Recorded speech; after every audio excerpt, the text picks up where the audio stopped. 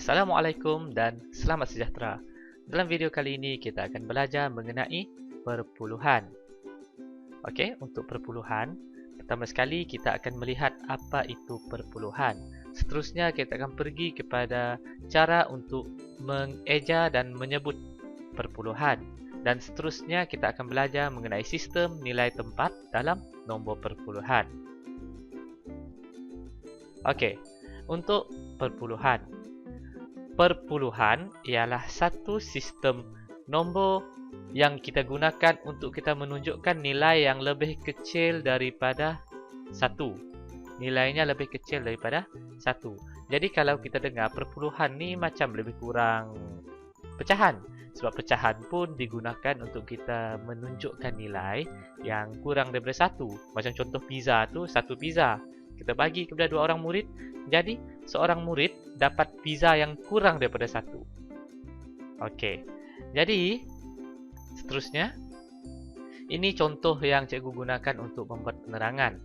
Okey, anggap ini sebagai satu kek lah. Boleh kata kek lah. Ini ada satu kek. Kamu anggaplah gambar ni kek.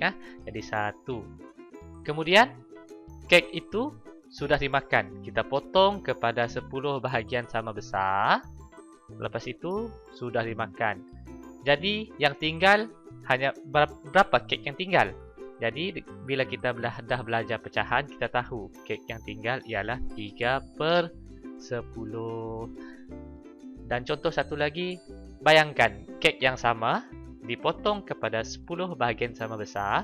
Lepas itu 3 daripada 10 bahagian itu sudah dimakan. Jadi yang tinggal ialah 7/10.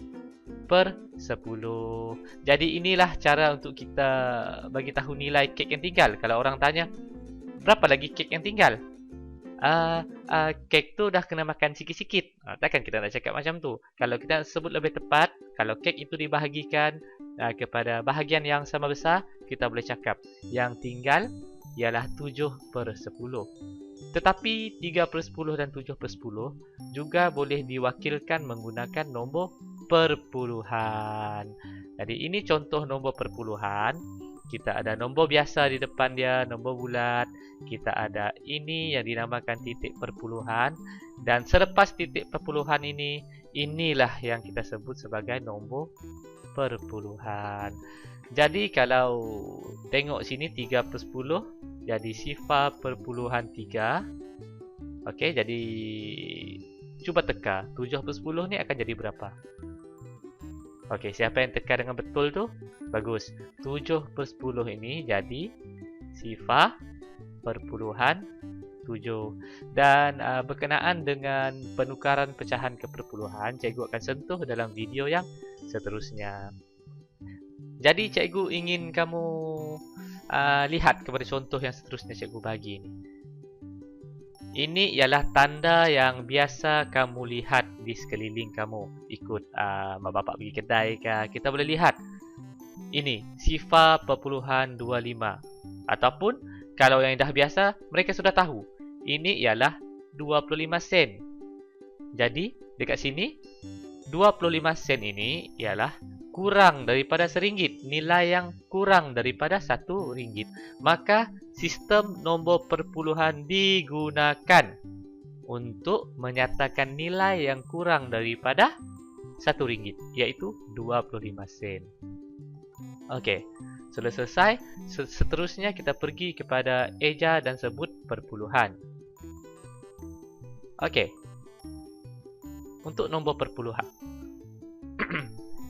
Ini contoh-contoh nombor perpuluhan. Kita ada 5 contoh di sini. Jadi, macam mana nak sebut?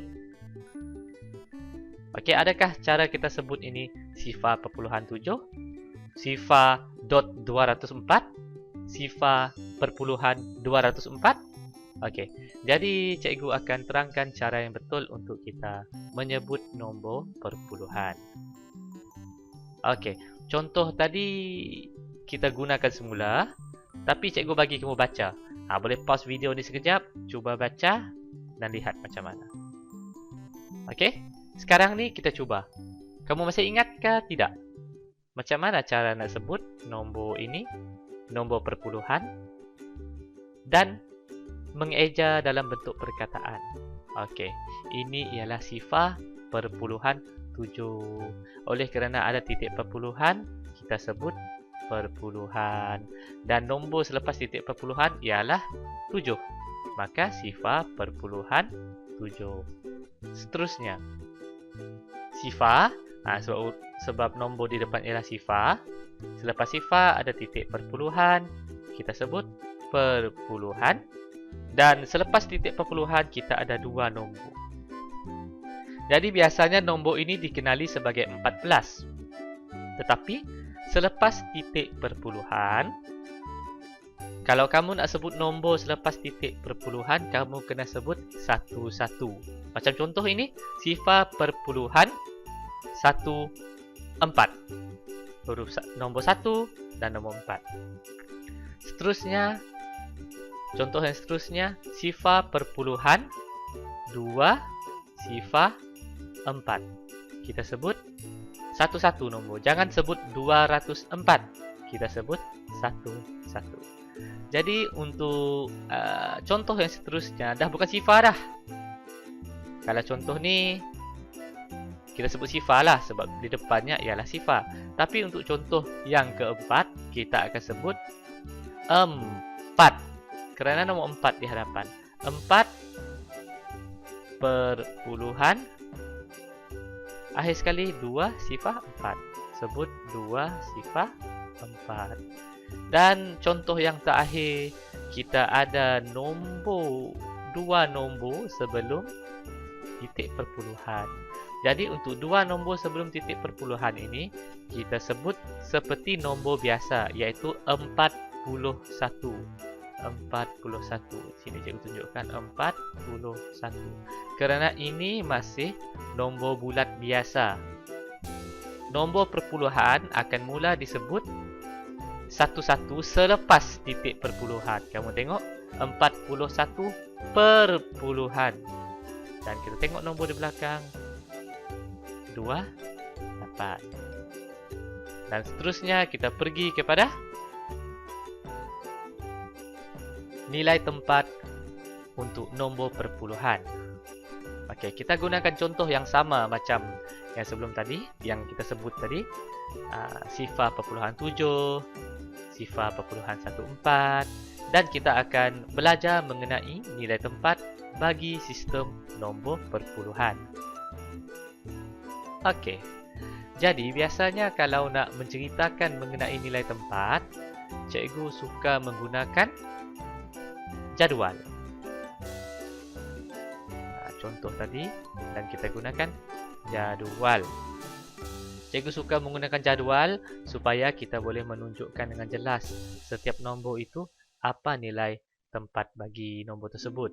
Sini kita ada puluh, sa, macam biasalah, ratus, puluh, sa yang kita sudah belajar. Tetapi kita lebih fokus kepada selepas titik perpuluhan. Ini titik perpuluhan. Dan nilai tempat bagi selepas titik perpuluhan ialah per 10, per 100 dan per 1000. Okey, jadi sekarang ni kita cuba isi. Kamu boleh cuba teka-teka. Kamu tengok video ini, kamu tengok ini titik perpuluhan kan. Ini titik perpuluhan. Kalau kamu nak cuba teka dan lepas kamu cuba teka, kamu tengok betul ke tidak jawapan yang kamu teka. Okey, jadi untuk nombor yang pertama, sifar perpuluhan 7. Okey, titik perpuluhan kita letak dekat titik perpuluhan lah. Ini semua ini ialah titik perpuluhan. Sifar perpuluhan 7. Sifar perpuluhan 7. Jadi kalau soalan tanya, apakah nilai tempat bagi 7? Nombor yang bergaris, nombor 7. Jawapannya ialah per 10. Okey, untuk contoh yang seterusnya, sifar perpuluhan 14. Okey, kita letak sifar. Kalau kamu letak sifar dekat sini, kalau kamu letak sifar kat sana, titik perpuluhan mestilah pergi dekat sa, betul? Tapi kalau kamu tengok, salah sebab titik perpuluhan ada di sini. Jadi, bagi cikgu, kalau kita nak nilai, kita nak melihat nilai tempat perpuluhan, kita tengok selepas titik perpuluhan. Titik perpuluhan ni. Jadi, sifar sini, sifar, titik perpuluhan, sudah semestinya pergi kepada titik perpuluhan 14. 14. Okey. Jadi, kalau ditanya apakah nilai tempat bagi nombor 4 di dalam nombor sifar perpuluhan 14 ni yang cikgu bulatkan ni. Apa nilai tempat dia? Tengok kepada jadual ini, kita boleh tahu nilai tempatnya ialah per 100.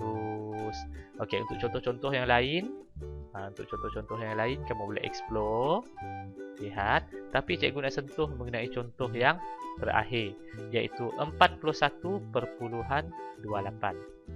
Okey, untuk 41 ini ialah nombor biasa, nombor bulat biasa yang kita belajar waktu awal tahun, nombor biasa 41. Maka 4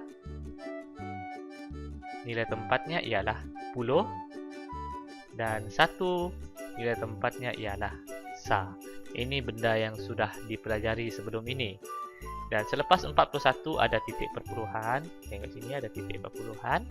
Dan kita letakkan 2 dan 8 dalam kotak per 10 dan dalam kotak per 100. Dan jika ditanya apakah nilai tempat bagi nombor 2 ni yang cikgu bulatkan ni. Okay, nilai tempatnya ialah per 10. Okey, jadi cikgu harap kamu boleh faham. Dan selepas ini kita akan bercakap dengan lebih mendalam mengenai perpuluhan serta cara untuk kita menukar perpuluhan menjadi pecahan ataupun pecahan menjadi perpuluhan. Terima kasih.